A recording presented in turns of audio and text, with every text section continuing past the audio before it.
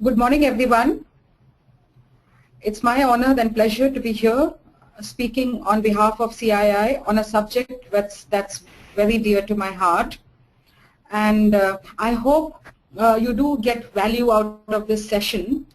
I will be spending a fair amount of time on the process and the framework of customer relationship management.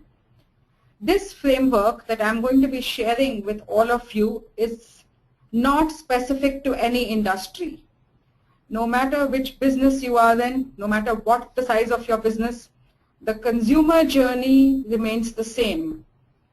And I would urge all of you to actually pay a little more attention to the process and the science behind it, because the softer skills of relationships can never be taught through a conversation or through a PowerPoint, So this is going to be focusing more on the science and on the process and on the framework, and I hope you find it all useful. And I will move on from here. I hope you have the screens in front of you to look at the presentation as I move on. It's not just about customers, but insights that will help you grow your business from strength to strength. And that's at the heart of all CRM. And exactly the point that I just made. If you come to the next slide, the truth about brands. Customers aren't loyal to the company that provides the service. They are loyal to the people who provide them the service. It is the people behind the products, behind the brand, who customers are loyal to. In every business, the last mile, you might be in an FMCG company where you're not interacting with the customer, but your retailer is interacting with the customer. And what is the protocol with which he interacts with the customer determines the impression that he creates about the brand, about the company. So those things, it's the people who matter. And that is what is another fundamental truth of customer relationship management. You might create great products, very insightful products, but if the people who are delivering them to the customer do not do a good job of representing themselves well, representing your products well, representing your company well, all of it, just gets discounted.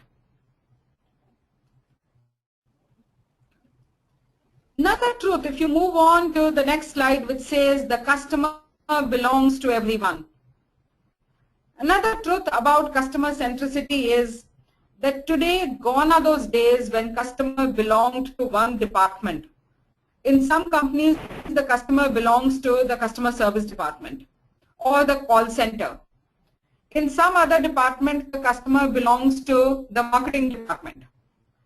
Today, I think that thing of that the customer belongs to one function and somebody else needs to focus on creating products and somebody else needs to focus on creating strategy. Those days are gone because the customer is ubiquitous. He is almost omnipresent. Whether it is one wrong tweet from anybody in your finance department who's got nothing to do with customer centricity, okay, can throw up a legal challenge for the company. A blog post written by an employee can actually take you to a situation where it can bring you down to the ground. Or a CEO who has not reacted well, a customer has complained on an online channel and he does not get a response back from the CEO of the company. He can go and actually malign your reputation at the drop of a hat. So today, the empowered customer has an expectation that service and communication is but a click away. Now that poses very different kinds of challenge. And that culture of customer centricity, that customer is at the core, and every employee, whether it is the security guard, in your office, or whether it is the CEO, they all need to actually think of the customer first. If you have not briefed your security guard well, in terms of when a customer comes in and he's waiting at the reception, how is he greeted? Is he actually given a smile and asked to wait, or is he made to stand outside because the security guard is too busy chatting with somebody or picking up and attending to a phone? All these leave impressions on clients. we are all customers of one or the other product before we are actually professionals.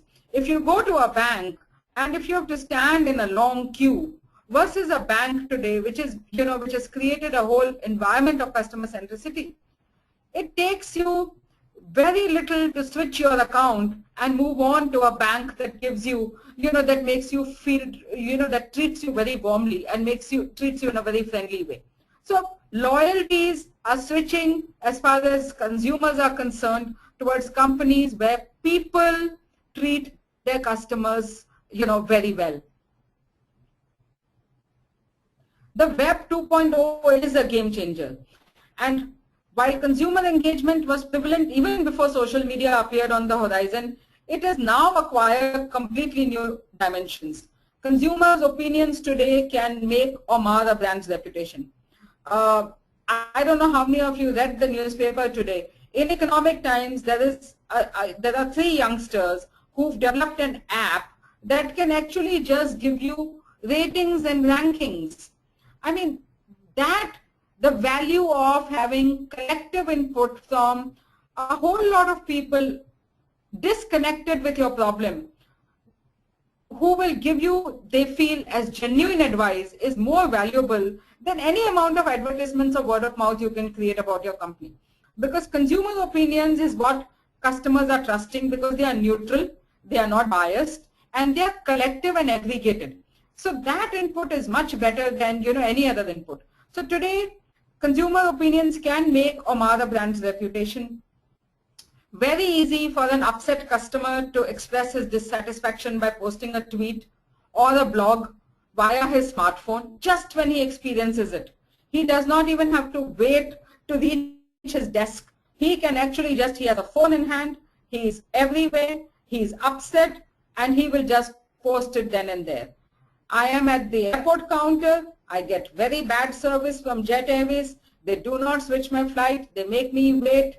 I can just from then and there post my comment on Facebook and create a kind of a rally around of many other people who similarly experienced bad treatment, and create a kind of a group and take the collective might of taking a company is much, much bigger than what an individual can do in his capacity. And organizations have today realized that. They've realized that it is much better to prevent this than to let it spread. And marketing department and customer service departments, whichever department manages customer, can become a custodian of the customer agenda. They can't become a custodian of customer. When I mean that one function can own the agenda, which means that they can create a culture, they can create processes, they can help the organization actually create this culture and processes behind customer centricity.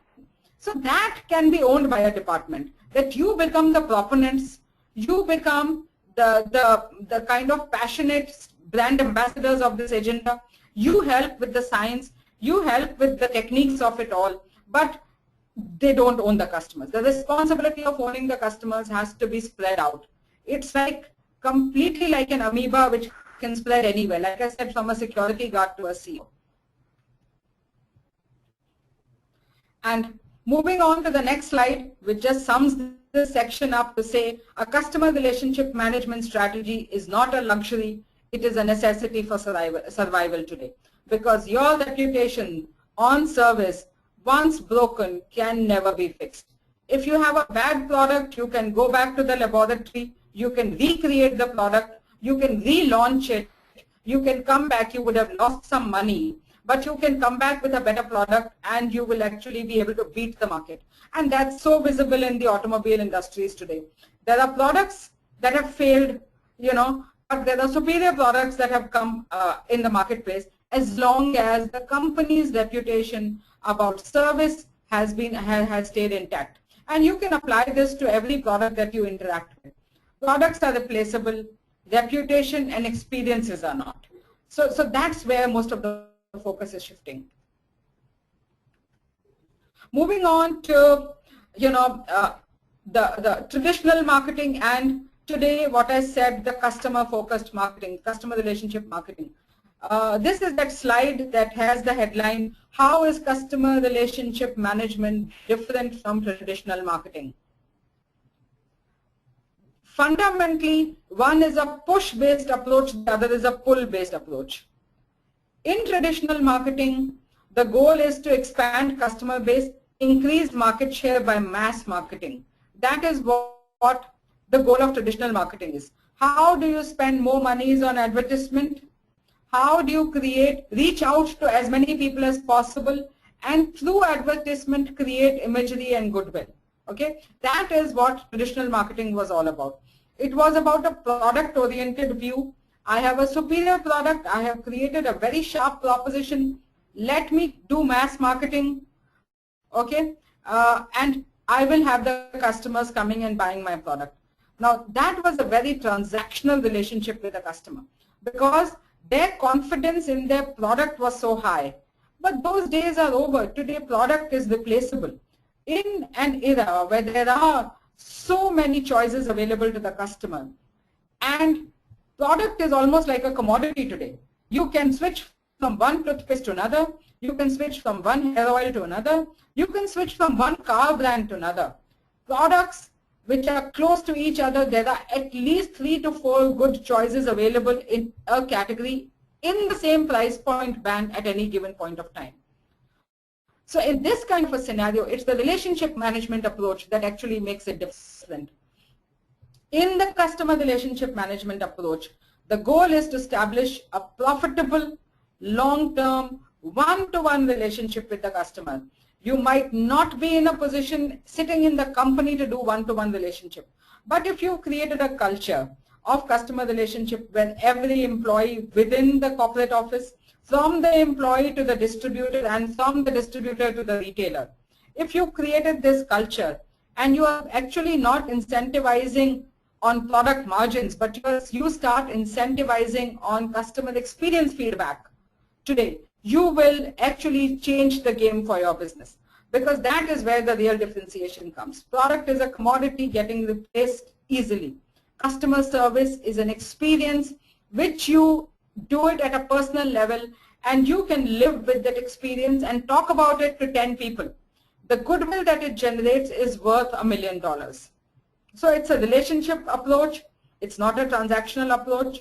It's not a customer-supplier relationship. It's a customer experience relationship. Moving on.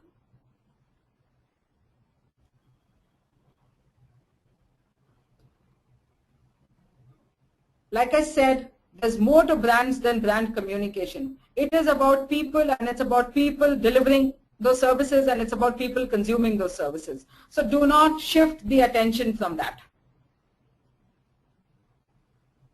We've all heard about the 4 P's of marketing. The 4 P's of marketing is something that we've all grown up with. The Kotler's 4 P's of price, promotion, product. But if you move on to the 3 P's of customer centricity, this is where the real trick is and the real science is. It now starts breaking into something real about how can you do it. There are 3 things, like there are 4 P's at the heart of a customer manufacturing industry. If we do not add the 3 P's, you are doing half the job in terms of doing justice to your business. The first P of customer centricity is people. How are the, and within people, you begin with the employees. How are the employees, sales, after sales, and customer service staff of your company handling your company brand? If you do not create this culture across the organization where you say that when it comes to taking difficult decisions, if there is a call center employee and she gets a call at the call center where the customer is actually screaming at her, if she is not empowered to take a decision, and if she has to trade off with a bias towards the customer, you will leave an irate customer who will eventually write to the next level. He will escalate it from the call center to the call center manager, from the call center manager to the company manager, from the company manager to the CEO. Eventually, you will have to take that call. But in the process, what you've done is, because you've not empowered the call center person to take the call then and there and to take the decision then and there, the calls keep getting escalated till you wasted and invested the time of many other people in the chain. And eventually, the CEO has had to take a call. Now, God forbid if the CEO, if the customer is right, okay, either you manage to convince the customer, but if the customer is right and you've not taken a decision in favor of the customer, you've not just lost that individual, you have lost one bad customer is equal to 14, you lose 14 for one bad customer, other customers, because he will speak to many other people and prevent them from buying or prevent them from continuing with your product. So that is the power of people. We'll see more about that as we move forward. But these people have to be empowered by processes. Like I said, in today's technologically connected world, if the processes are not connecting, you will not be able to empower your people. How well is your call center connected to your customer database? How well is your customer database giving you real-time information about your customers? How well are your processes in terms of the time spent to interact with the customer? Do you have insight into how much time a customer is spending each time he's interacting with you when you walk into the branch or a bank branch? Let's take that example because that's a service branch. All that, you will not have that information if you do not have processes behind it. So technology and processes are another very critical step. So the intent needs to start translating into some real action. And the third thing which is very important about customer centricity is the physical evidence. If you are making your customer fill up any forms or any account statements, if we get an account statement from a bank or from a service shop, if you've sent your car for service, if that account statement is not simple, if it's not clear, if it's not transparent, you will feel very upset because the clarity with which the customers today are seeking information is phenomenal. They are saying, we want transparency. Please say it simply. Please make your physical documents that interact with the customer as simple and as transparent as possible, because that evokes trust in the brand. The trust in the brand comes if you know that a customer, that a company is transparent, they are not trying to hide anything. There are not too many ifs and buts and asterisks in a company's interaction with a customer. So physical evidence is very important. So the 3 P's of customer centricity are people, processes, and physical evidence.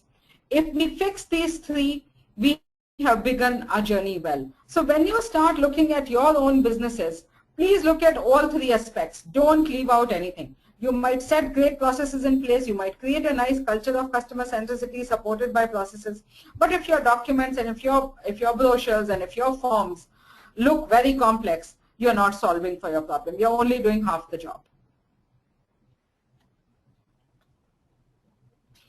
I'll just spend a little more time on each of these. You moving on to the next slide. People. Does the staff know and feel the difference in their service versus the competition? Does the staff believe in customer centricity and its values? Is the staff empowered to customize and deliver the service to its different customers? All these 3 things. Remember how well the sabzi wala knows his customer. Remember how well the pan wala knows his customer. Now these are important things. How well does your staff know the customer and know also the competition? Because it's very important. You are not in an isolated world. You might be doing 5 things for the customer, but it's very important that the environment in which you are operating, those 5 things will have very quickly become hygiene, because competition is doing something which is 6th and 7th. And you have to be cognizant of how the external environment is changing. So the staffs have to be trained to keep their eyes and ears open for knowing what are the changes in the environment, how the competition is reacting, how the industry is moving. This culture of knowledge is very important in business. Does the staff believe in customer centricity and its values? Is the staff, like I said, empowered to customize and deliver the decision at the point on which the transaction is happening with the customer. All these three things are very important.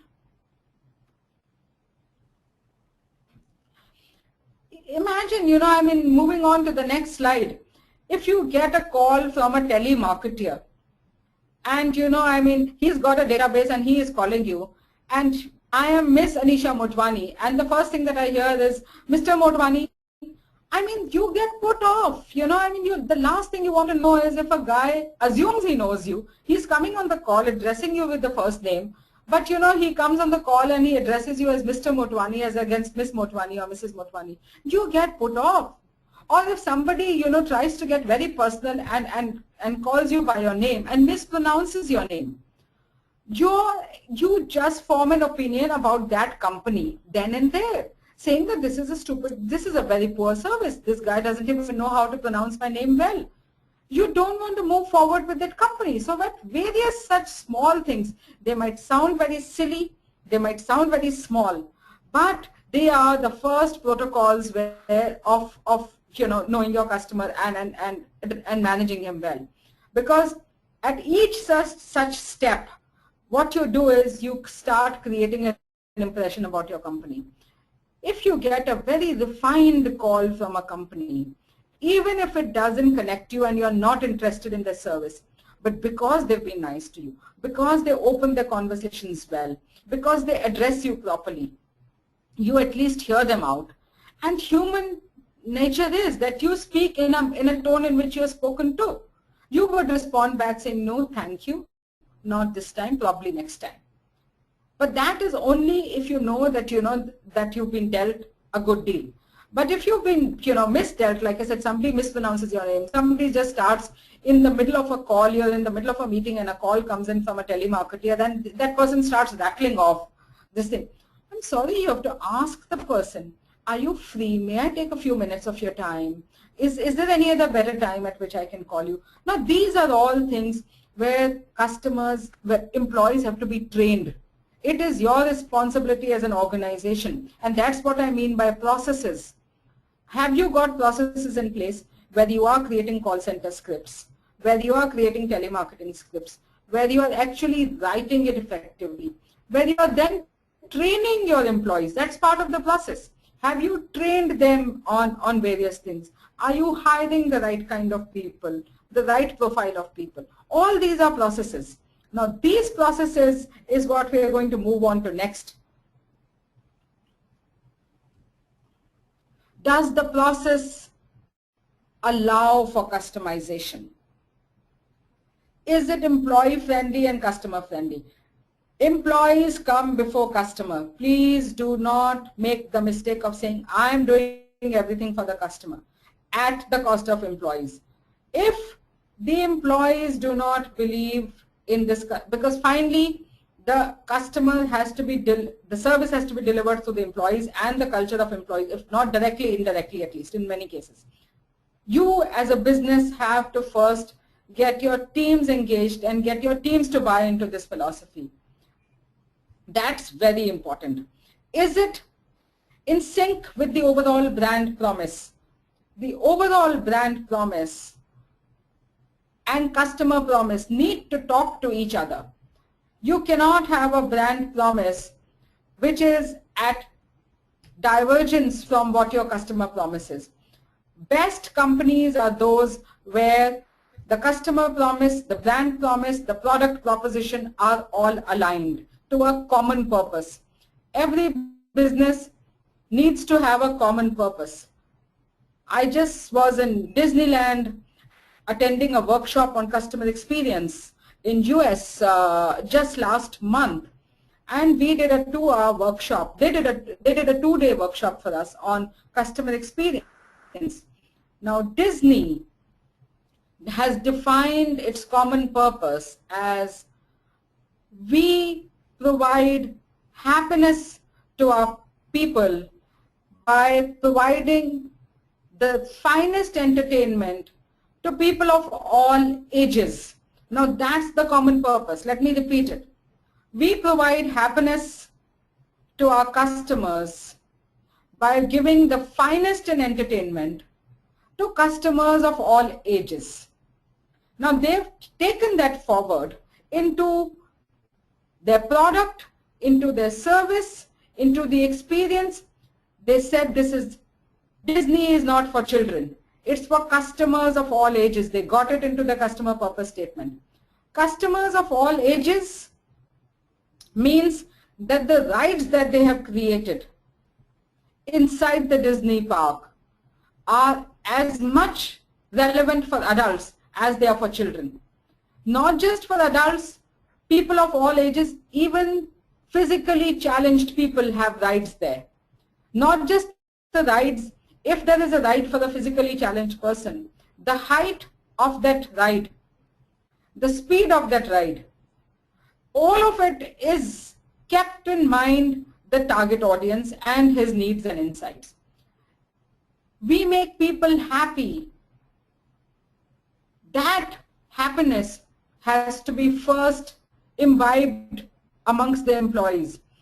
Whether it is the cleaner who is cleaning the theme park or whether it is the parking attendant, they are all happy and they are actually creating happiness because they know that when people come to Disneyland, they want to forget their worries, they want to actually feel happy. Now that's the purpose statement. Now how have they brought this happiness alive through their customer journeys and through their customer experiences? There are at least 1,000 odd processes that run in the company that actually deliver this happiness to customers. It's the most inspiring example of customer service, and if some of you have access to, to the internet, you must go and see the data available on the case study of Walt Disney and how he creates this delightful customer experiences. So it's important that employees feel motivated, charged, aligned to the common purpose of the organization. Only then will you be able to deliver this experience to your customers. And their brand promise and their customer promise is all similar.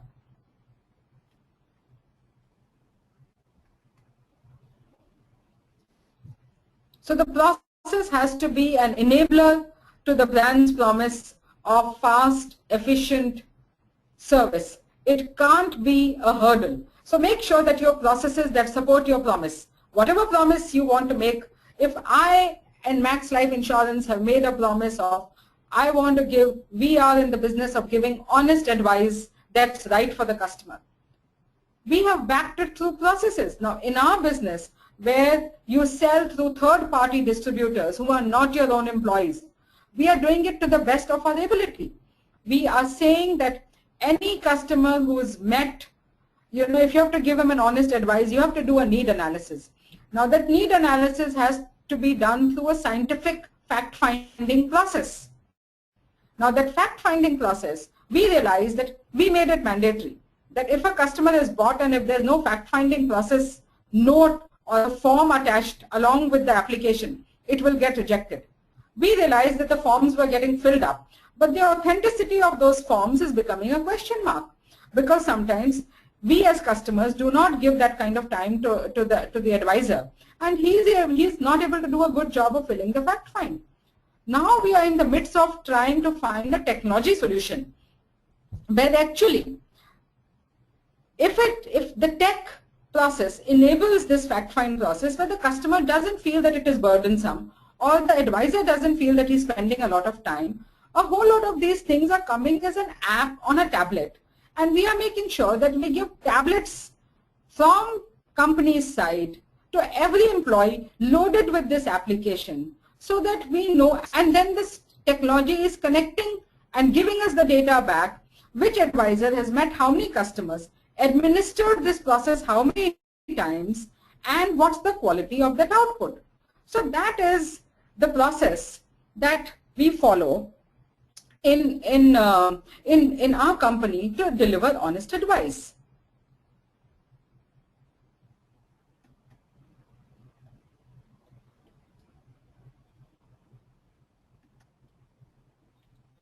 Moving on to physical evidence.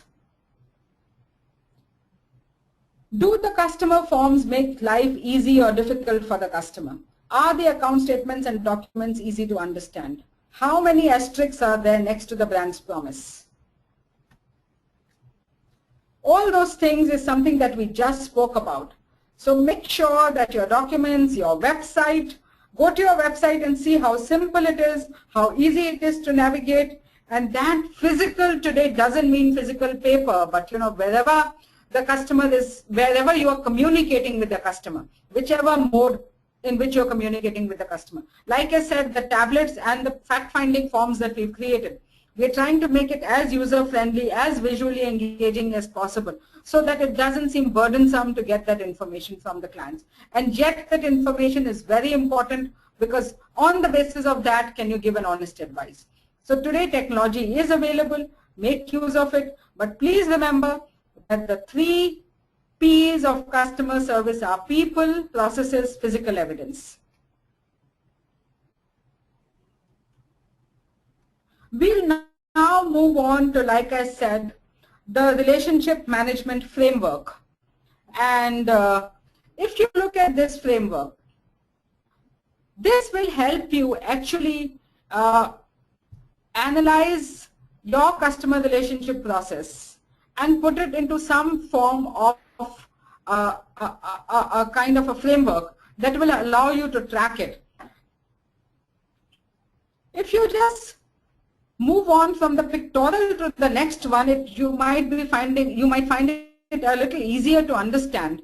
The next slide, which says the integrated customer value management strategy requires multiple enablers, is actually an open version of the drawing that you've seen.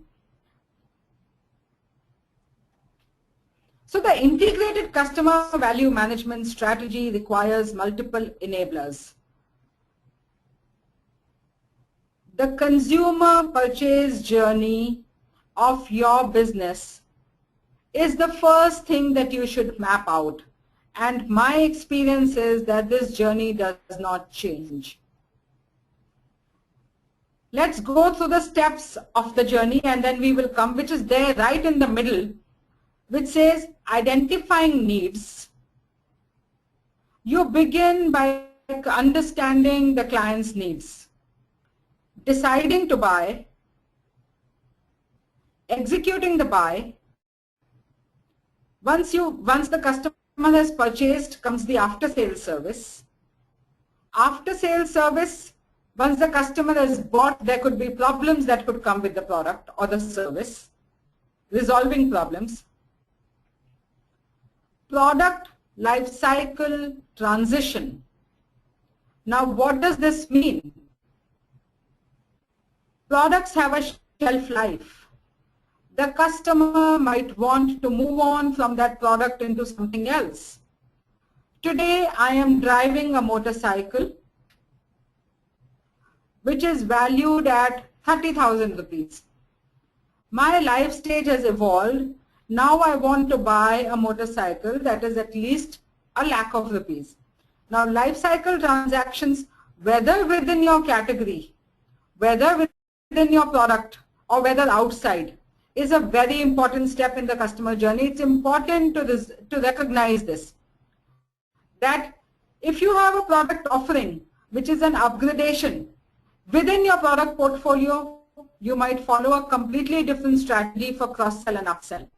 But if you don't have a product and you are only catering to that segment, you end the journey there, but you end it on a goodwill, where you make sure that there is a word of mouth, there's a positive experience that he's had, and he will speak to 10 other people who are into that income segment, who want to buy your product, to actually come to you. So it varies from category to category, company to company. Coming back, like I said, will differ completely on whether you have a cross-sell opportunity or an upsell opportunity with the customer, or you are actually gracefully taking a goodwill from him and using that to enroll new people into your segment. Buying again and relationship building.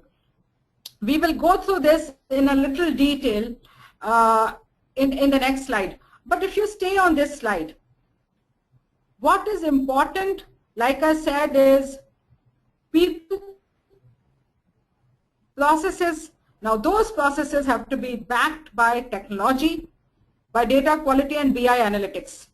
If you do not have analytics in the company, you will not get aggregated insights. You will get experiences, you will get anecdotes. Those observations are very important. But the power of those becomes important if you start aggregating and you have an analytics engine and you have a place where you're actually aggregating data and you're having insights that come from a collective view, because insights become trends and trends become, gives you insights into developing future products only when you have a data analytics capability with your customers. With the data, you are also able to see how is your customer segmented, what is their age profile, what is their income profile, who are the kind of people who are buying you. Today, natural language inciting also allows you to give you information beyond just the demographics. You can also, through data analytics, understand what's their sentiment with respect to your brand. Like we said, if they're leaving a bad comment on Facebook today, analytics is able to pick up and tell you that the sentiment in the social world with respect to my brand is positive, negative, or neutral. So all kinds of tools are available that give you insights into data and that can be used for business. So have your people and org culture, have your processes, and have processes that are based on technology and analytics. So at every step of the way, it's important to have a business goal. Business goal to say that finally you're doing all this. We all do this because of three large customer CRM objectives. One is to actually increase your revenue. And there is cost that sits behind this. If I have to invest in a data warehouse and if I have to invest in a tool that measures the sentiment, I need to demonstrate the business value of this. Unless and until you don't set a goal on revenue enhancement, either through more purchase or through cross-sell or upsell. So that's one big objective of CRM, which is revenue enhancement, and it's possible to convert it into a tangible target. That I will actually look at my existing customer base giving me at least 20% of the revenue in the next financial year. I'm just taking that as an example. Or you can say that 25% of my customers will buy again from me. Another 30% of my customers will upgrade to another product. It's important, whichever category you are in, to set a business goal of revenue from this exercise. Only then will you get the investments to go behind the processes and the tech. So put a very tangible business objective. So one objective is revenue enhancement. The second objective also is cost saves. And I will talk about cost saves when we go to the measurements and some of the other things that I'm saying. How much efficiency you will bring into the business by following the CRM framework is something that I will talk a little more in detail as we go forward, but that's the second business goal. And the third business goal is customer engagement and loyalty. Goodwill, positive word of mouth can again be measured in different ways, and we have a few slides again as we go forward on how to measure customer engagement and what are the different ways in which we can measure it. The minute you set a business goal to it and you show that as an opportunity to your business, this journey moves from just softer aspects to making it a hardcore business mandate.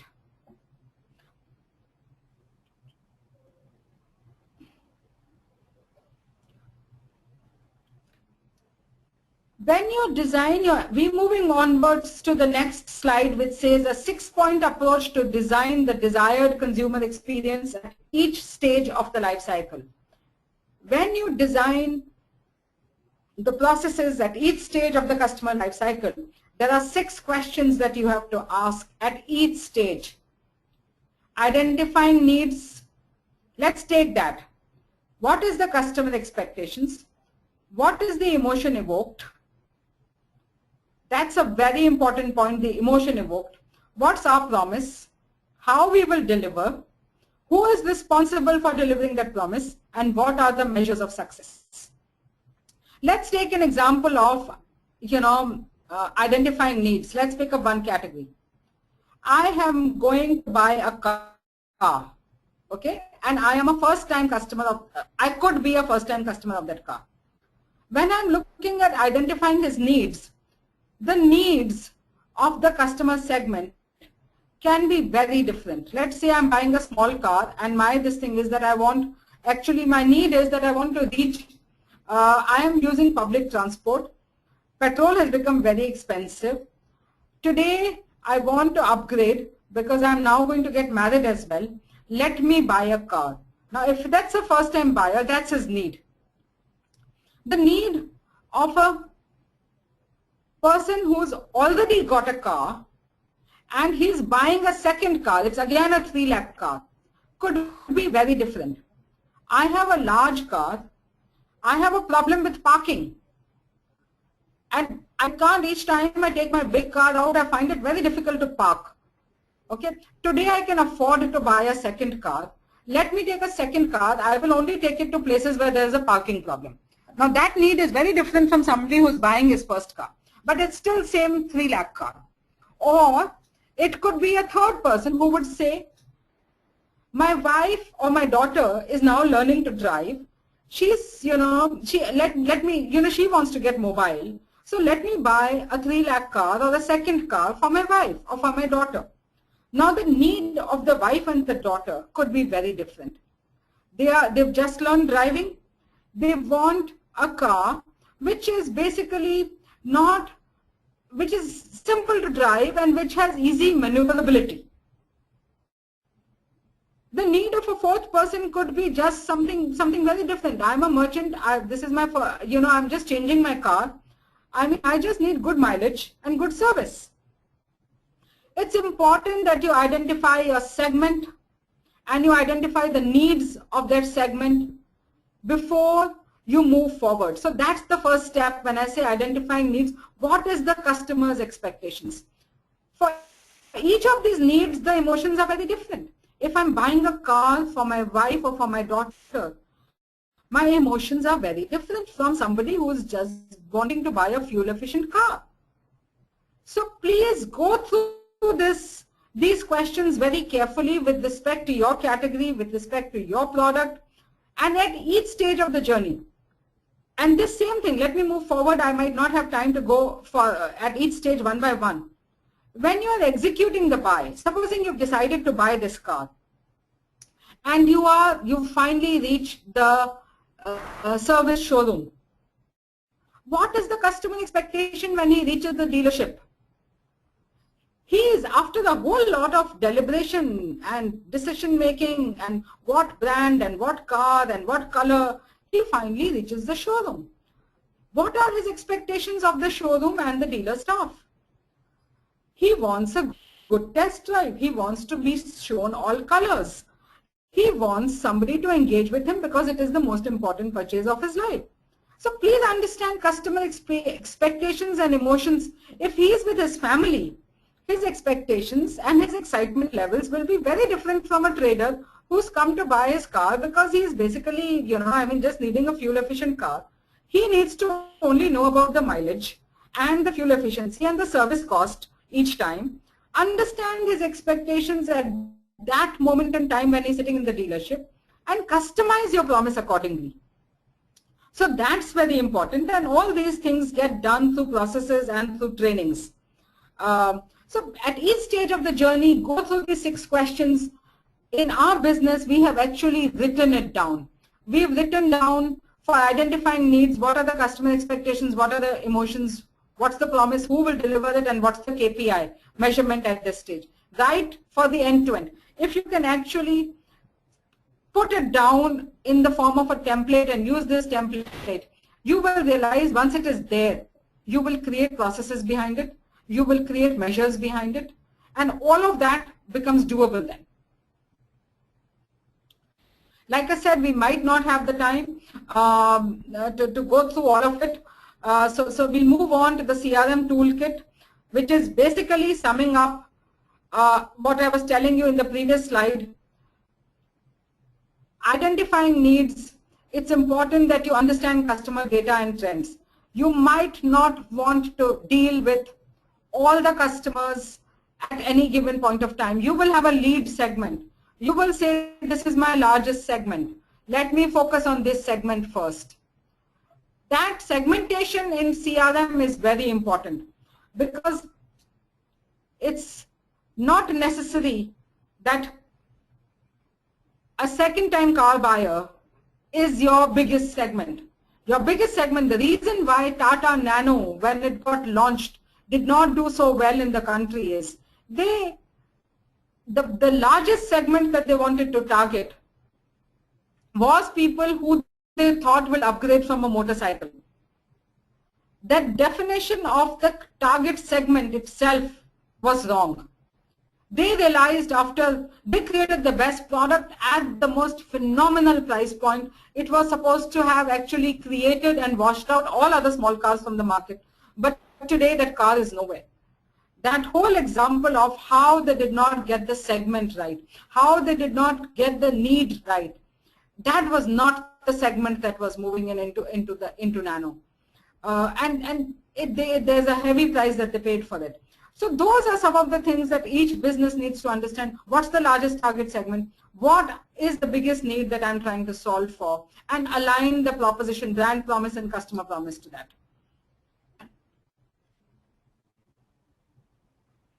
If you go through,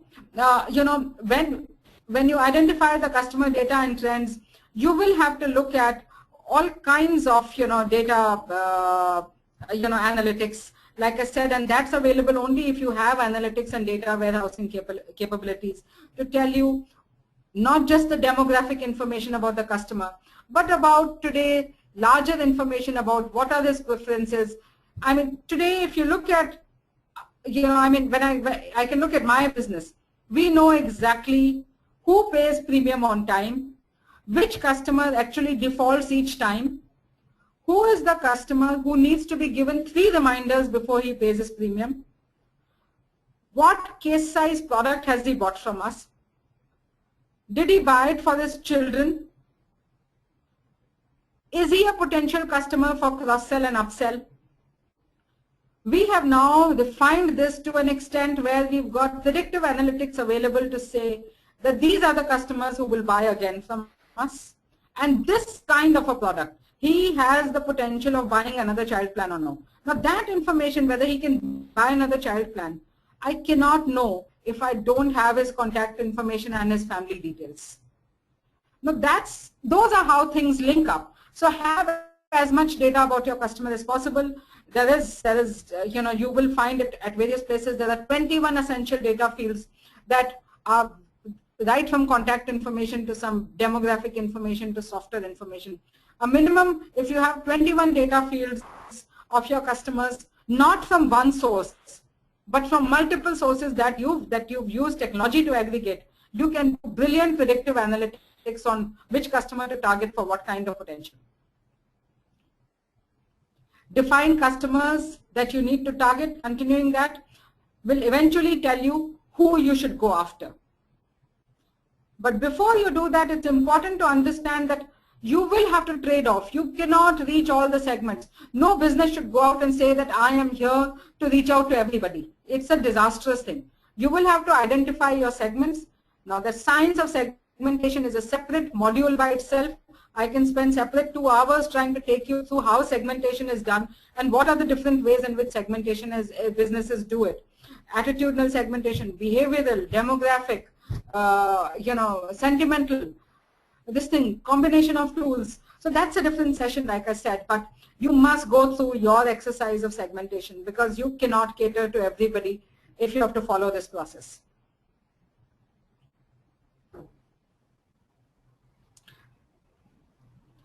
The next slide, slide number 3 on the CRM tools tells you identify the most effective targeting strategy and deploy effectively. Like I said, it's a separate module by itself, but here are some questions that will help you, come to which approach to adopt for segmentation.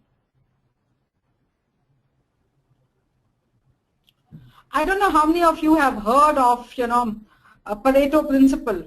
Basically, Pareto principle is saying that any mature business you go to, any company that has been into business for a few years, you will know that there is an 80-20 rule that applies. 80% of your business comes from 20% of your customers. And that is why the entire previous conversation and slides on segmentation become important. So segmentation is important for the targeting purposes of identifying needs, which customers you want to target. Segmentation is also important once you have a customer book and you know that so-and-so is my customer.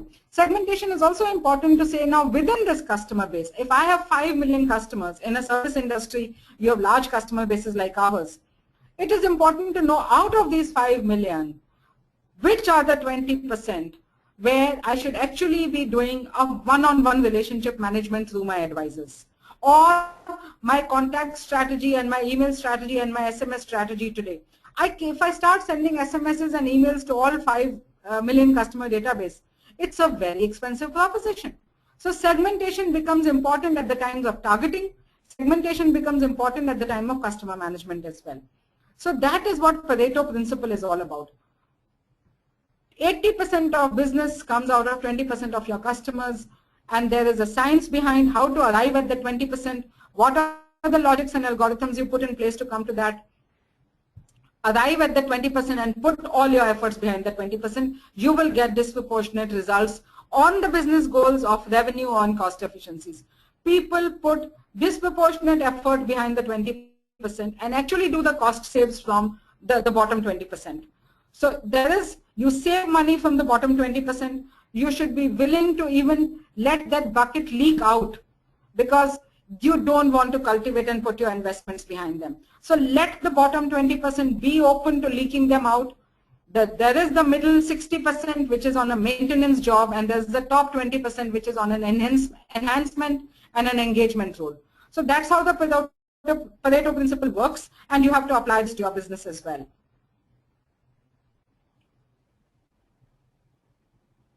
The next slide is basically an example of Pareto principle applied in business scenario, is to increase productivity, to help you prioritize, focus on critical initiatives, take appropriate action to resolve issues when it comes to customer service. So a whole lot of these things. So you know when you're focusing out of 5 million only on 20%, you would know that I can afford to spend disproportionate time on these. Whereas you can't do that when you're actually treating all 5 million in the same way. Put your efforts where they will make the most difference is what is the principle of Pareto.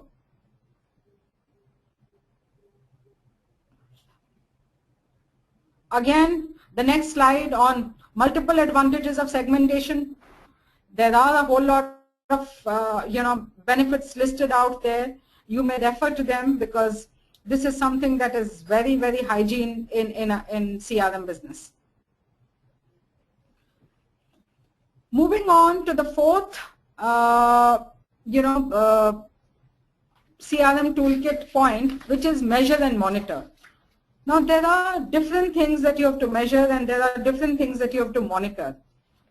And different companies use different tools to do this. You don't have to, everybody has got different tools. There is no one tool, but I will just give you some examples of how it is measured. Of course, there are business measures. Business measures are the first measure. Enhanced productivity, cost efficiencies are the biggest measures. But satisfaction of the customer, engagement of the customer, which is where because the other two are internal measures. You can measure how efficient your business is. The satisfaction measures and engagement measures is when you have to deploy and use an external tool to help you do that. There is a net promoter index or a net promoter score, which is the NPI. Okay, and I have a slide subsequent to this where I will take this in further detail, but that's one measure of customer satisfaction. The second measure is, of course, transactional feedback. If you are in a business where you can and you are in a position of capturing transactional feedback, whether it is from a call center, whether it is from a sales manager who's sitting and interacting with the customer. If technology today is allowing you to capture that feedback and aggregate it at one place, that's what you should be doing, because that's real-time feedback. Every day if there are dashboards coming to you, or at the end of the day, from an employee from a call center, this thing, how many customers called, is your complaint ratio declining or increasing, what is the nature of complaints, are most of the complaints of a certain kind. If you get that dashboard almost on a daily basis and somebody is looking at it, you would be taking real action on fixing the resolutions then and there. So do not actually compromise on transactional data that is available to businesses. Aggregating it, converting it into a dashboard and having a visibility of it on a daily basis, and having action planning meetings and people who are responsible for measuring and governing those. Complaints and compliments from various sources are as important. If you have a website and people are leaving their comments there, or if you have a blog page, or if you have a place where customers are leaving complaints, or whether it is the call center or whether it's the customer service desk, from whichever source complaints and compliments are coming, technology today allows you to aggregate it at one place. You aggregate it, you analyze it, you get a view of how many satisfied customers you have. So transactional feedback and complaints and compliments are more or less internal processes that help you do that. The NPI and the customer satisfaction surveys are external surveys that help you do that. CSAT surveys today, customer satisfaction surveys, are random samples. There are research agencies, small and large, that do that on a syndicated basis. We've subscribed to IMRB. They do the CSAT survey for the industry. They also do blind surveys. So depending on the scale and size of your business, customer satisfaction surveys should be undertaken, if not on a quarterly or a monthly frequency, at least on an annual frequency. If you want greater frequency of taking feedback from customers, service industries do that very beautifully. They write to you immediately after you've experienced, and they ask you through an SMS, hope you had a good experience. Even if 90% of the people do not respond, the statistics will tell you that when you have lived in a hotel room, or when you have called a call center employee at Mahindra Resorts, or any bank branch or any telecom service operator, immediately an SMS comes to you or an email comes to you seeking your experience feedback. 90% of the people do not respond. That tells you that people who respond are people who are either extremely delighted or people who are irate customers. People who had satisfactory experience normally do not respond. Now that's one data point. But that also tells you that if they haven't responded, there is no great issue. They were reasonably satisfied. There are people, but the people who write back to you are people who are actually outliers, who either felt very delighted, they felt so happy that they bothered to write back, or they are your regular customers and they feel a responsibility towards you as a business to give you feedback because they've engaged, they are loyal to you as customers. Or then there are unhappy customers who you left dissatisfied, who still want to be contacted, and they think by responding they will have, the company will come back to them again. So those kind of survey opinions are also important at that moment in time. Like I said, I have a slide again on what an NPI is and what a Net Promoter Score is. And if you move on to basically Net Promoter Score rules out everything. They're saying all that you measure, transactional, complaints, compliments, finally there is only one measure. It should lead you to a customer either buying again or recommending you. So this Net Promoter Score works on this whole simple philosophy of, would you recommend us to a friend or colleague? You might have, as a business, done phenomenally well on everything. The customer is satisfied with you.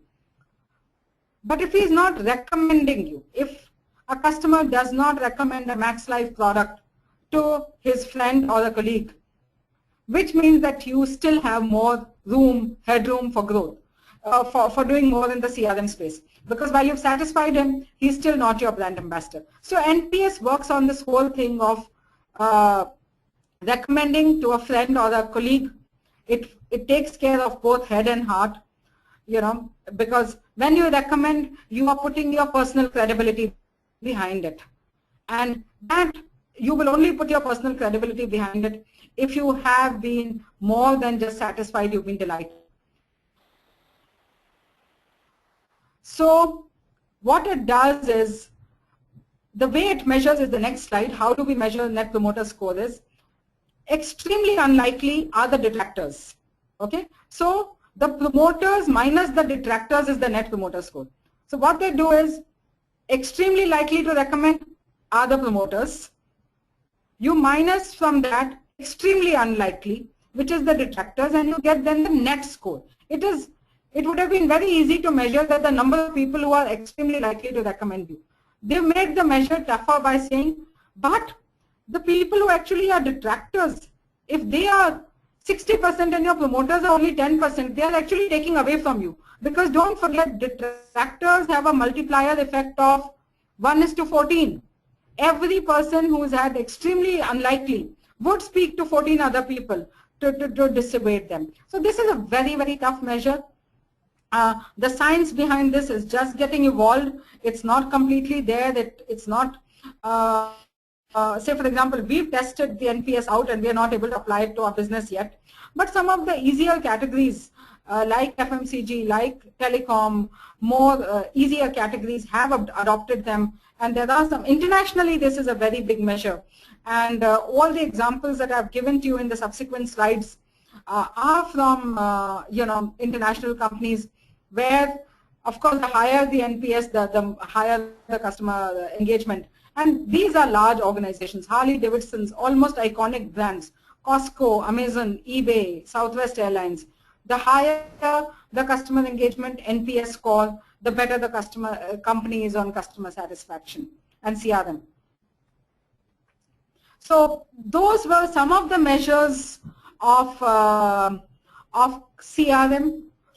If I were to just recap, we went through, the first section was all about how, before you get to any science, knowing your customer, being observant, making an effort to cultivate a relationship, all the real gurus of CRM that we spoke about, it's important to know your customer and strike a relationship with them. That's the first part. Then we spoke about, like there are 4 P's of marketing, there are 3 P's of customer relationship management. People, processes, and physical evidences. From there we move to saying that there is a clear customer relationship framework which runs across the customer lifecycle journey, from identifying needs to buying again, and loyalty and engagement. Map out your customer journey. At each touch points in the customer journey, there are 6 questions that you need to ask. You have to identify the need. You have to understand what are customer expectations, what emotions does it evoke, how will your product fulfill it, who will fulfill it, how will you measure it. There are those 6 points. So we went through that customer purchase journey framework. Then we came to the CRM toolkit. CRM toolkit will help you realize that when you are doing the customer purchase journey, it's important that you follow a segmented approach, a Pareto approach, before you start doing the customer journey. You might want to first focus only on the top 20% of your customers and do this journey separately for the top 20% of the customers, because they give you 80% of the revenue. Once we finish that, we came to, there are different ways of measuring it. There are transactional ways of measuring it, there are survey-based ways of measuring it, and there is NPS, which is the single largest measure of measuring it. So we've covered an entire gamut of CRM management today, and that's it from my side. I would want to now, leave some time for questions and discussions if you have any. Thank you.